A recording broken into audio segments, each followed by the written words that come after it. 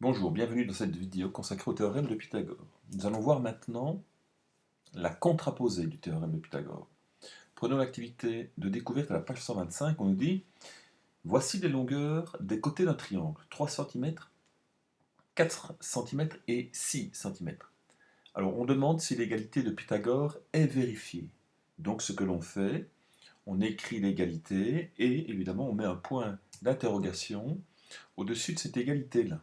Alors, il faut toujours, comme d'habitude, repérer le côté le plus long, parce que si le triangle est rectangle, alors c'est l'hypoténuse. Et vous savez bien que pour la relation d'égalité de Pythagore, il faut toujours élever la longueur de l'hypoténuse au carré et l'égaler avec la somme des carrés des autres longueurs. Donc on prend toujours le côté le plus long, rien ne change. Et donc voilà, on met le point d'interrogation et on vérifie si l'égalité est présente ou pas.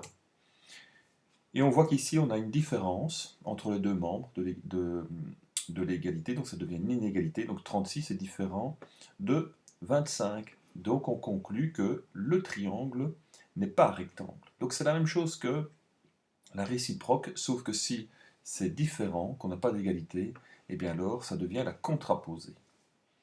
Donc on dit ici donc que le triangle n'est pas rectangle car l'égalité de Pythagore n'est pas vérifiée.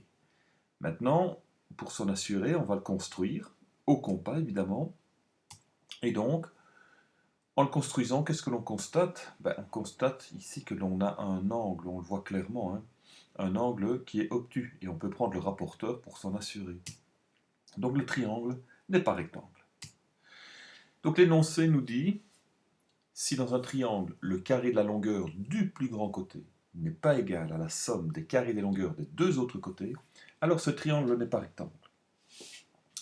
Donc ici, on a le si ça n'est pas égal, alors ce n'est pas rectangle. Tandis que la réciproque, c'était si c'est égal, alors c'est rectangle. Donc les deux énoncés sont pratiquement les mêmes, sauf qu'à un moment donné, évidemment, il y a la négation. Pardon. Alors, exemple, le triangle MNO est-il rectangle? Si oui, quel est le sommet de l'angle droit? Et évidemment, la figure n'est pas à l'échelle. Il ne faut pas se dire, oh tiens, je vois qu'il n'y a aucun angle droit, donc il n'est pas rectangle. Il faut le vérifier par calcul, parce que la figure n'est pas à l'échelle. Et donc, on voit que le plus long côté est le segment MN, et donc on commence par l'élevé au carré, donc la longueur de MN élevée au carré est-elle égale à la longueur de NO élevé au carré plus la longueur de NO élevée au carré. Et donc on précise bien qu'on est dans le triangle MNO. Ça, quand on a un seul triangle, bon, ce n'est pas encore vraiment obligatoire, mais lorsque l'on a une situation géométrique où il y a plusieurs figures, plusieurs triangles, il faut dire dans lequel on travaille. Et donc je remplace par les valeurs et j'observe, j'aperçois que les deux membres sont différents, n'ont pas la même valeur.